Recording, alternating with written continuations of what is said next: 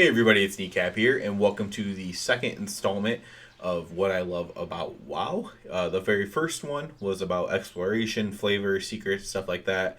I was actually very struck by how passionate I was in that video, and so I definitely encourage you to check that out. If you are just a big World of Warcraft fan, you'll probably appreciate something in that video. But let's go ahead and talk about what this video about. And while this is the second one, these aren't necessarily in order of best to worst or anything like that. But as the title says, this one is going to be about end game rating. So basically, this is not that controversial of an opinion, which is good. But WoW has the best end game rating scene pretty much of any game. It's why they have kind of a monopoly on it and why they retain so many players, some of who complain about the game quite a bit. Now, there'll be people who argue other things, especially when they're really having a day where they really want to complain about Blizzard or WoW in general. But I actually found this. I haven't played every game in the world, so I had to take to the internet, take to forums and Reddits and all this stuff to see other people's opinions on endgame rating in other games and stuff. And the one of the best things I found that really summarized it quite well for me was by a user named Mayo on a forum. WoW is the best MMO for challenging PvE content, like raids and Mythic Plus dungeons. Full stop. In other MMORPGs that have raids, it's just a bullet point in the patch notes, not the big content payload like it is in WoW. The reason no other MMO are trying to seriously compete with WoW's raid scene is that they already tried that between the years of 2007, 2012. I don't know if those years are correct, but this is what this user says. And they have all failed. The MMOs that have survived WoW are not WoW clones, and all have a niche that they fill better than WoW does, and that's kind of how they get by. So they're doing something better than WoW, but it isn't the end game rating, and they're not trying to beat that. And I think that is an important thing, and I felt that to be very true. The other common thing I saw when searching again for other end game rating type things is that the only one close by just I saw this comment everywhere I looked would be the only one close is Final Fantasy, and these people were only saying it's close. They're not even. I didn't even really see anybody arguing that Final Fantasy was actually better as an end game rating content than WoW, but I did see a lot of people saying that it was close. Now, that doesn't mean there aren't people that think that Final Fantasy is better, and there's probably people who think other games are better as well because they just like those games better. But I think the consensus is that WoW is the best endgame rating scene. So I don't think it's a controversial opinion, and so now I guess we get into more of why I love endgame rating, and it's really important. I feel like a lot of people probably feel similar to me, and again, that's why they've stuck with WoW despite a clunky expansion here or there, and everyone has different opinions on which expansions are clunky. For me, it was Mists, but a lot of people loved Mists, right? A lot of people really, really loved Mists, but I didn't like it. And a lot of people really, really hated BFA, and I was kind of more so on it. People have different opinions there. But the reason why I love endgame rating is, number one, it feels like a progressional challenge every single time, and they always hit the mark on this. So there might be raid bosses that you don't like. There might be raids that you don't like. In fact, you might not like the raid boss playing in the background here. I'm Mythic Stone Legion Generals. I actually don't mind it, but then again, I'm a melee DPS, so not exactly very hard for me. Everyone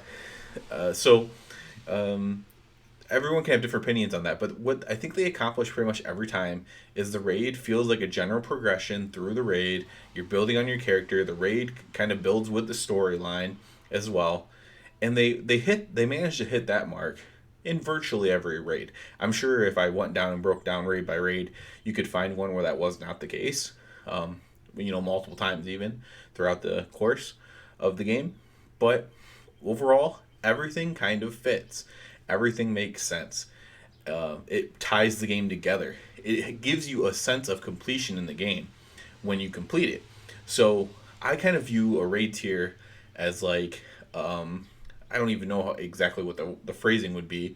I guess nowadays with DLC content, it would be like the first phase of the game. So in a first patch of an expansion, once you complete that raid tier, I kind of view that as beating the original content that came with a game.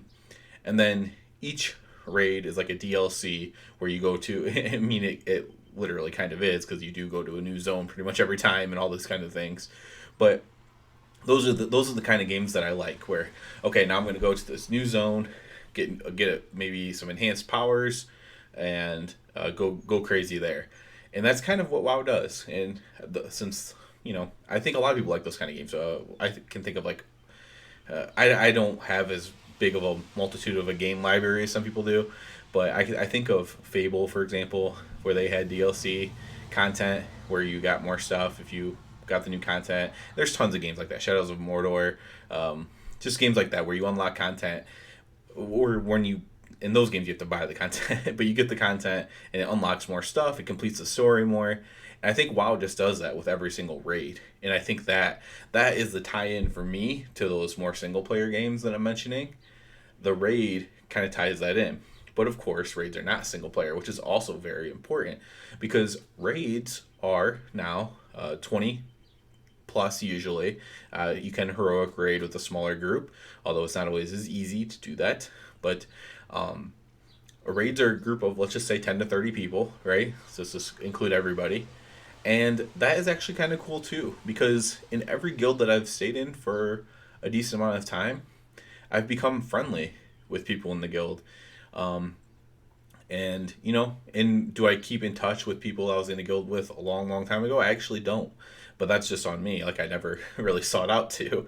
The people in the guild that I'm in now, that I've been in for, this will be the third expansion, there's people in this guild I would definitely keep in touch with afterwards. So you also have a bit of social camaraderie that is not unique to WoW, but definitely enhanced by WoW, because the end game rating is such a pug unfriendly environment that you do need to join a guild to effectively do it.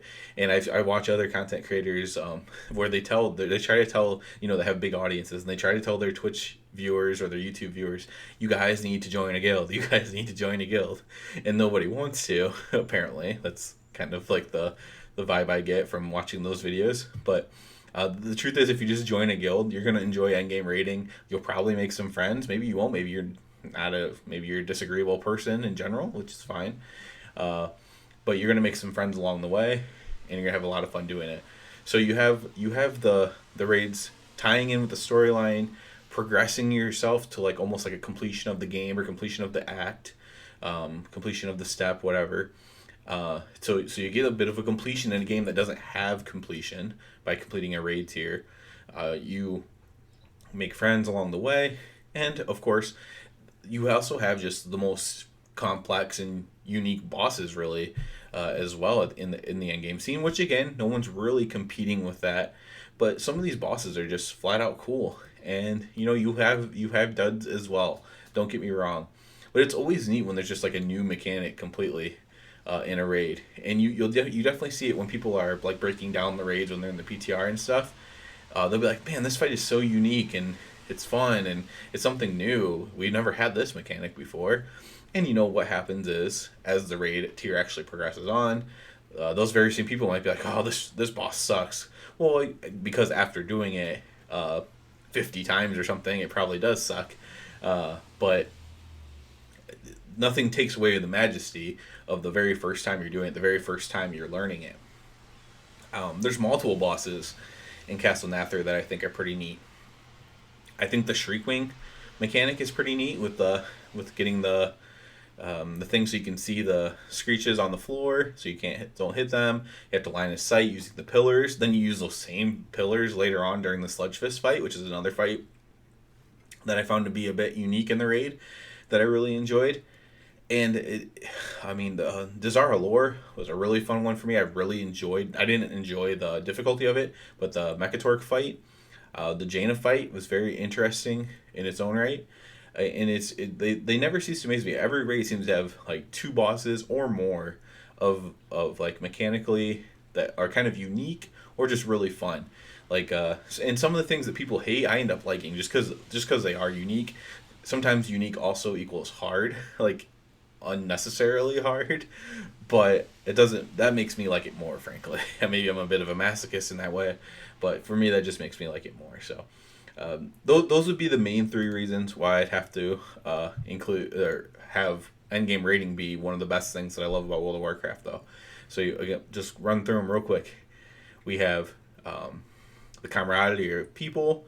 We have that feeling that you finish something in a game that you can't finish by completing a raid tier. So you feel like, okay, I beat this portion of the game. At least that's how I feel when I finish a raid tier. Beat this portion of the game, feels good. I like to complete stuff.